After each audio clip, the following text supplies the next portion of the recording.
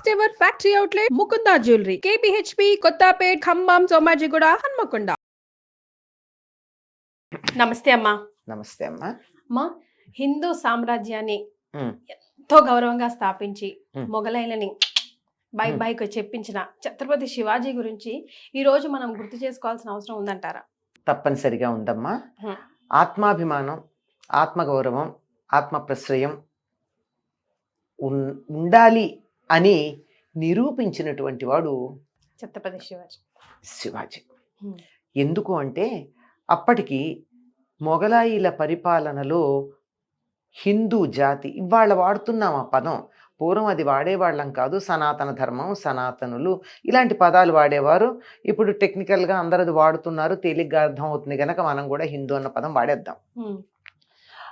హిందూ మతాన్ని అనుసరించేటటువంటి వాళ్ళు చాలా హీనాతిహీన దీనాతి దీన స్థితిలో ఉన్నారు. హ్మ్. తన సంప్రదాయాన్ని పాటించాలంటే దానికి చాలా కష్టపడేవారు. హ్మ్. ఆ రోజుల్లో జిజియా పన్ను ఉండేది. హ్మ్. జిజియా పన్ను అంటే పిలక పెట్టుకుంటే దానికి పన్ను కడితే గానీ పిలక పెట్టుకోవడానికి వీల్లేదు. ఓహో, ఆ, ఎందుకో అమ్మా? ఎందుకంటే అది సనాతన ధర్మంలో తప్పనిసరిగా అందరూ తప్పనిసరిగా పిలక పెట్టుకోవాలి. పిలక ఉంటేనే వాడు సనాతన ధర్మాన్ని మగవాళ్ళు ప్రతి ఒక్కరు కూడాను తప్పనిసరిగా ఉండాలి. మ్మ్.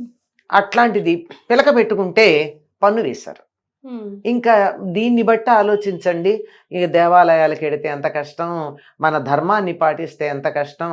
అప్పట్లో ఆడవాళ్ళని ఎత్తుకుపోవడమేనా, చెరబట్టటమేనా, ఇలాంటివి చాలా చేసేవారు. మ్మ్. ఆవులుని మనం పూజిస్తాం కనుక వాళ్ళు గోమాంసం తినడం అన్నది ఒక నియమంగా పెట్టుకున్నారు. ఓ. గోమాంసం తినకూడదు అని ఖురాన్లో ఉందట. ఎందుకు తినకూడదో చెప్పారు. మ్మ్. గోవు పవిత్రమని కాదు, మ్మ్. ఆవు మాంసంలో విషం ఉంటుంది. ఆవు ఏదైనా పనికిరాంది తింటే తన మాంసంలో ఉంచేసుకుని పనికొచ్చేదాన్నే పాల రూపంలో బయటికి పంపుతుంది కనుక పనికిరాని చెత్తంతా ఆవు మాంసంలో ఉంటుంది కనుక తినడం మంచిది కాదు అని చెప్పి ఖురాన్లో ఉంది అని అన్నారు. ముస్లింలే చెప్పినటువంటి మాట, దాన్ని బాగా పాటించేవాళ్ళు. వీళ్ళు ఎందుకు తింటారంటే మనం హిందువులకి పవిత్రం గనక వాళ్ళని బాధించాలంటే ఏం చేయాలి, వాళ్ళకి యాంటీగా వర్క్ చెయ్యాలి. ఆ విధంగా ఏదైతే హిందువులని బాగా గౌరవిస్తారో పాటిస్తారో వాటన్నింటినీ కూడా వ్యతిరేకించి పాటించే వాళ్ళని బాధించడం అన్న చాలా భయంకరమైంది. ఈ మహమ్మదీయుల పాలన వచ్చాకే ఆడవాళ్ల మీద అత్యాచారాలు, చెరబట్టటాలు ఉన్నాయి గనక ఆడపిల్లల్ని బయటికి పంపించకపోవడం, దానివల్ల చదువు దూరం అయిపోవడం. అంతకుముందు బాగా చదువుకున్నారు ఆడవాళ్ళు కూడా, బ్రహ్మాండంగా చదువుకునేవాళ్ళు. ఈ తర్వాత మహమ్మదీయుల పాలన ఇంకా అంతకుముందు వీళ్ళు విదేశీయుల దండయాత్రల తర్వాత వచ్చింది ఆడవాళ్ళు చదువుకోకపోవడం అన్నది. అంతకుముందు లేదు. అంటే మన దేశంలో ఆడవాళ్ళని చూస్తే సాటి వ్యక్తిలా చూసారే తప్ప అమ్మలాగా చూసారే కానీ అమ్మాయిలా ఎవరు చూడలా. దాంతో చదువుకునేవాళ్ళు. వీళ్ళు వచ్చి అమ్మాయిలా చూడడం మొదలు పెట్టాక కొంచెం ఇబ్బందులు కలిగాయి. దానివల్ల దూరంగా ఉండడం అది అయింది. అందువల్ల మళ్ళీ నేను హిందువుని అని తలెత్తుకుని ఉండాలి అంటే హిందూ సామ్రాజ్యాన్ని మనం స్థాపన చేయాల్సిన అవసరం ఉంది. అందుకని ఆయన స్థాపన చేసేటట్టు ప్రయత్నం చేశాడు. దీనికి బాగా దోహదం చేసింది ఎవరంటే తల్లి జిజీబాయి. జిజియా అని కూడా అంటాం మనం, జీజీ లేక జిజియా. ఈవిడ ఎంత బాగా ధర్మ పట్ల అనురక్తి కలిగేటట్టుగా బిడ్డని పెంచింది అనడానికి ఉదాహరణ శివాజీ చేసినటువంటి పనులు. ఒక చరిత్ర కనుక బాగా చూసినట్టయితే జిజీబాయిని భర్త అంత బాగా చూడలేదని అంటారు. ఏదన్నా కారణం కావచ్చు. అతడు అంత సనాతన ధర్మం మీద, హిందూ ధర్మం మీద అంత వెర్రభిమానం ఉన్నవాడు ఏం కాదు. ఈయనకు ఉన్నట్టుగా ఎవరికి, శివాజీకి జిజీబాయికి ఉన్నట్టు. వీళ్ళు కొంతకాలం అడవిలోనే ఉన్నారు, తినడానికి రొట్టె కూడా దొరకని పరిస్థితుల్లో ఉన్నారు.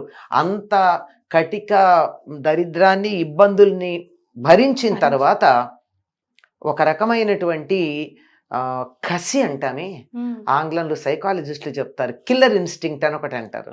అటువంటి దానితో హిందూ సామ్రాజ్యాన్ని స్థాపించాలని బయలుదేరాడు. యువకులందరినీ సేకరించేవాడు.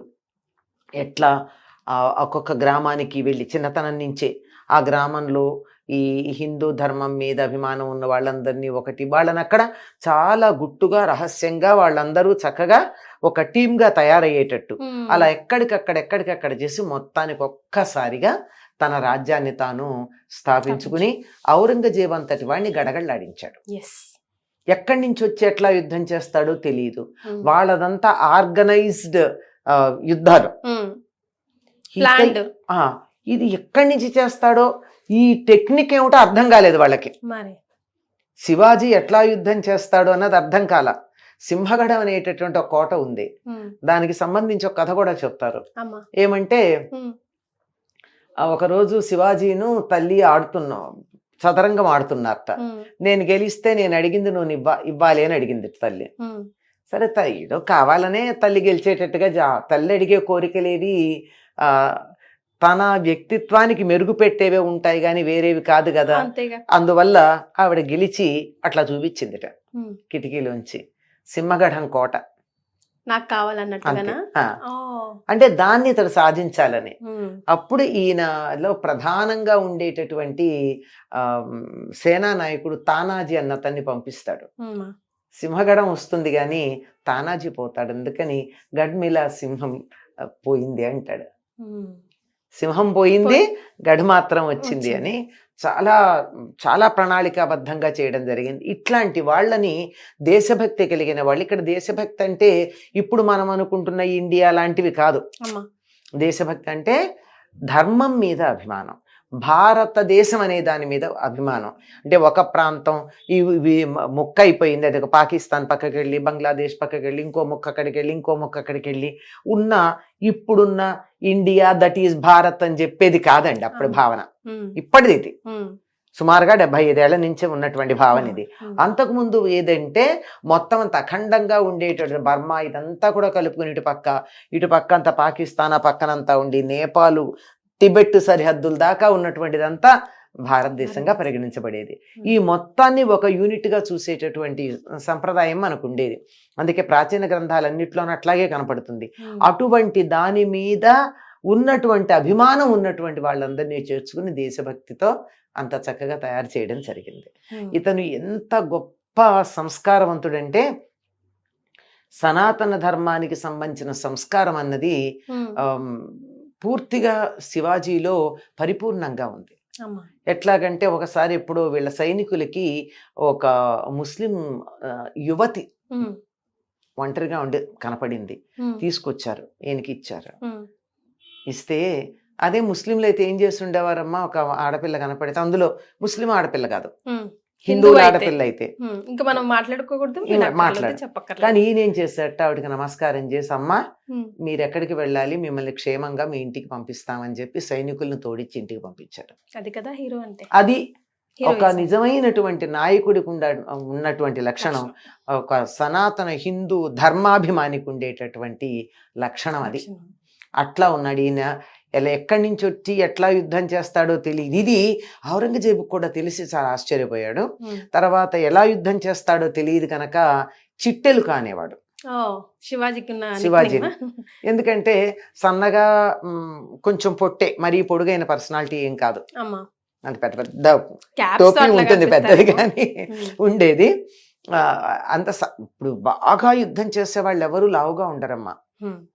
ఎందుకంటే మంచి వ్యాయామంతో కఠినమైనటువంటి టోన్డ్ అప్ బాడీ ఉంటుంది, కండలు తిరుగుండదు కనుక అంత సన్నగా ఉండి ఎక్కడి నుంచి వస్తాడు ఎటు నుంచి వస్తాడు, ఆ చిట్టెలకు వచ్చి అలా ఇలా ఇలా వెళ్తుందా అలా వచ్చేసి, ఈయనే కాదు ఈయన సైన్యం అంతా కూడా అట్లాగే చేసేది. చేసి ఒక్కసారి ఈయనకి బాగా ఉన్నటువంటి, మనం ఈ రోజుల్లో క్యాచ్ వర్డ్ అంటూ ఉంటామే, ఒక స్లోగన్ జై భవానీ. ఆ భవానీ మాత యొక్క ఖడ్గమే ఆయన దగ్గర ఉంటుంది. ఆవిడ ఈయనకి ప్రసాదించిందని కూడా కొన్ని, మరి నిజమో వాస్తవమో అట్లా చెప్తారు. ఆ భవానీ ఈయనకి సనాతన ధర్మాన్ని ఉద్ధరిస్తున్నాడు గనక, ధర్మాన్ని ఉద్ధరించాలంటే జపం చేస్తే సరిపోదు, అది అవసరమే కానీ సరిపోదు. దానికి కావాల్సింది క్రియాశీలకత్వం. క్రియాశీలకత్వం కావాలి గనక ఆ క్రియ కావాల్సిందేమిటి, దుష్ట సంహారం చెయ్యాలి అంటే కత్తి కావాలి కనుక కత్తిని ఇచ్చింది అని చెప్తారు. శివాజీ అనగానే మనకు గుర్తొచ్చేటటువంటిది ఆయన చేతిలో ఉన్న కత్తి. కరెక్ట్. నిజంగా ఈ రోజు చాలా ప్రౌడ్ ఫీలింగ్ ఉందమ్మా. ఒకసారి ఆయన జ్ఞాపకాలని నెమరు వేసుకోవడం. ఆయనంతటి పరాక్రమవంతుడు, ఆయన కొడుకు సంభాజీ కూడా అంత పరాక్రమవంతుడు. మ్హూ. దేశభక్తి నరానా జీర్ణించుకున్నటువంటి వాడు. మరి దేశభక్తి అంటే ఇందాక చెప్పా, ఈ దేశం అదే. ఇండియా దట్ ఈస్ భారత్ కాదు, మ్. అఖండమైనటువంటి భరతమాత అని ఎవరినైతే మనం అనుకుంటామో అటువంటి సనాతన ధర్మానికి ఆయువు పట్టైనటువంటి మనం మాతృమూర్తిగా భావించేటటువంటి ఈ నేల, ఈ గడ్డ ఏదైతే ఉన్నదో, జననీ జన్మభూమిశ్చ స్వర్గాదపి గరీయసి అని రాముడు ఏది చెప్పాడో అటువంటి జన్మభూమి ఉంది, దాని మీద భక్తి కలిగినటువంటి వాళ్ళం. ఎస్, సూపర్ అమ్మా, చాలా సంతోషం, ధన్యవాదాలు. నమస్తే.